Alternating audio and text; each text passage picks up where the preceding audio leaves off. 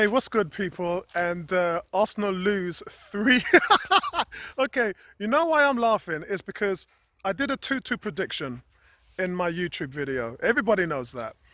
If you're in our community, then that's great. Then you would have seen all of the pre-match team sheets and predictions that we would normally have in our forum. So you would have heard me say, uh-oh, Xhaka's in there, so this means that I'm changing my prediction from 2-2 to 3-1 to Liverpool.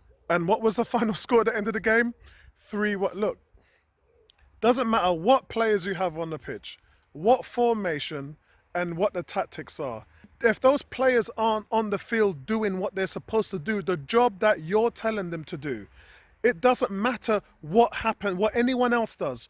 If you're playing with a guy who you're carrying, that's 10 against 11. I don't care whichever way you look at it. Yeah?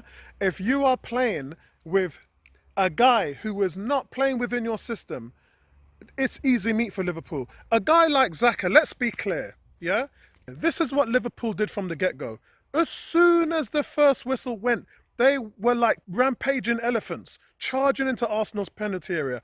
6, 7, 8 shirts. At one point, there was 8 red shirts hovering among the Arsenal area. I mean, if that's not full press, then I don't know what is. Liverpool knew, they showed the whole world, and they were telling everybody, this is our tactics. This is what we're going to do today. This is how we've beaten Arsenal over the last few years, and this is what we're going to do to Arsenal today. We're going to rush in their face, we're going to put them under pressure, and we're going to force them into mistakes. But let me tell you something now. Arsenal played really well today. They dealt with those mistakes very, very well. And in fact, Mo Salah's solo goal was fantastic. Liverpool scored from a corner and they had a penalty. So when you look at in terms of goals with open run of play, Arsenal did very well. Arsenal actually did pretty well considering this. Considering that Aubameyang had a chance when he was played through by Pepe and he took too long with the ball, which is very unlike him, and he gets caught from behind with the defender and it goes out for a corner. The second is Pepe having 2 chances. The one where he just whisks that curling left foot shot and it just misses the outside. And the other one, you know, although that was a chance, you can't say it was a surefire goal.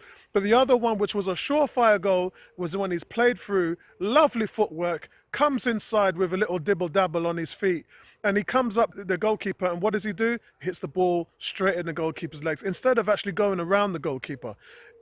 Guys, look, the result today could have been very, very, very different. Liverpool were playing a high-risk, high-reward game. You cannot carry a player in big games. No team can. Maybe you get away with it against Newcastle and Burnley. But when you're playing the top teams, every man has to be accountable within the system, and every man has to take the responsibility for his role. And with Xhaka, and I've talked about this for a long time, this team has never been in the top 4 with Xhaka and Mustafi in the team. And then 2, look at Xhaka's statistics. Look at his stats before he came to Arsenal, and then what happened after he got them 9 red cards in 3 seasons, and Wenger telling them not to go down into tackles and to be a passive player. He's too passive for this player. If we're going into a game where we're playing aggressive like this against Liverpool's formation, we have to be aggressive. We have to be in players' faces. We have to move the ball quickly, and we have to work hard to find space. Xhaka did none of that. I was watching him throughout the game. Here's the key. When Liverpool are pressing, you've got to move the ball out quickly with 1 or 2 touches from your own half. While you're doing that, you've got to find a space to receive the ball, because Liverpool players are everywhere. When they've got 6 or 7 players in your half and you're playing it out from the back, you've got to find open men. Xhaka was consistently standing next to red shirts. Standing next to red shirts. No movement. He could not receive the ball because he didn't have the space to. And that's on him. And he's hurting his team because you then have fewer options of playing out of the back. And then what that means is turnovers and Liverpool winning the ball back, which is what they did time and time again. And you just cannot carry players like that. You can't carry players like that. You cannot make it work. So when I saw Xhaka's name on the team sheet, the first thing I did was I hit the forums. I believe I sent it on Twitter. I'll have to check. And I said 3-1. That's what I said. I changed from 2-2 to 3-1. And that's exactly what happened. And you know what? I don't feel any way about it because you know me, guys. It's the real thing right here, yeah? It's the real thing right here. It's not the ranting, it's the real thing right here. And all I'm saying to you guys is this, man. Is this going to define our season? Yes and no. No, because in the mix of things, we weren't expected. Liverpool have gone 41 games unbeaten at Anfield. Let's make no bones about this. Not one single person gave us a chance to win today. But the difference is it should define the reasons why you can be competitive in this league. Emery is supposed to be meticulous in the way that he works, in the way that he drops players. Look, he's had man on the table saying, you got 3 months to find another team, yeah, which he's doing with players that he don't want. Why is he still playing Xhaka? The duels won, the passes intercepted, the tackles won. Look at Xhaka's statistics. How many shots he takes on goal. He's doing barely nothing. The bare minimum. He's statistically rated near the bottom of the league in all those categories. And this guy is a holding midfielder. And somehow, Switzerland, his national team, are able to get the best out of him. That's great, but I don't support Switzerland. I'm not a Switzerland fan. And fair play and all the powers to all of you that are, but this is about Arsenal Football Club. And my man is a passenger in this team. And was the frustration among fans and players? Because if you're sitting on the bench and you're a player and you're seeing a guy's not working hard enough to find space, a guy's not being accountable, he's passing and the pressing he's doing, you must be frustrated. And did you see Torreira's face when he licked that goal in? He turned around, he threw his fist up in the air, he looked at the manager and he pointed to the manager to say, you should have started me. And he's completely and utterly right. Emery, this loss is on you, mate. Yeah, this is the same thing what happened. Remember when we walked into the Emirates with Crystal Palace and you benched all of your man, yeah? And this game, what did you do? You walked in with Lacazette and Torreira on the bench. On the bench. Could you imagine if Liverpool, yeah, Salah, Mane and Firmino, could you imagine if Jurgen Klopp put one of them on the bench? We would have been singing in the forums. We would have been doing every single dance that is underneath the sun because we would have been happy. So what do you think that the Liverpool players were like when they saw no Lacazette, no Torreira? Torreira, the man that mashed up Liverpool when they came to the Emirates last time, bust up Spurs when they came to the Emirates. What did you think the reaction from Liverpool players would have been when they saw them guys on the bench? Wow. Okay, so Emery, this is another loss that you have to earn, my brother. You know, don't let these count up. But as I said, some of these games right here against the top teams ain't going to define your season. What's going to define your season is this. And let me come on to the positives, yeah? Because, you know, this is a positive channel. So with what this means is, towards the last 15 minutes, 20 minutes, we looked very comfortable in the 4-3-3. We have to find a formation that's going to work for us away from home. And everybody was hungry, finding space. You had the players on there that you knew you could trust. Even Mkhitaryan looked really well out on the left. But then he knew what was at stake. He saw what we were doing when he was on the bench and he made himself accountable. And this is the thing, when you look at teams that have a quality bench, you can no longer carry the likes of these players that ain't pulling their weight. That's what competition does. It brings out the best in us. Remember the days where we used to have Sonogo and Bentner and all them man and Shamak? That was because we didn't have a quality squad. When you've got a squad like this, you don't have to play them players because you've got other options on the bench which are far better. And this is why it shocked me to see Xhaka on the field today. Guys, I was heartbroken when I saw Xhaka on the team sheet. That, for me, was when we lost the game. An hour before kickoff. That's when Arsenal lost today, yeah? But let's talk about the positives. The positives is we looked really good in this 4-3-3, and this is a formation we probably need to find that works for us away from home. If we're playing like we played today, away from home, because away games is where our problem is, guys. Let's make no bones about it. Away games, if we fix that one thing right there, we will finish in the top four. There's no doubt about it. Yeah, no doubt about it.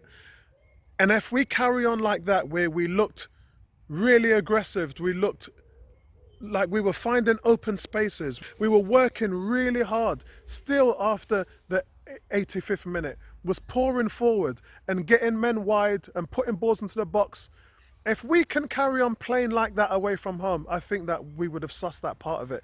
And remember, we're into the second year in this project. It's early days.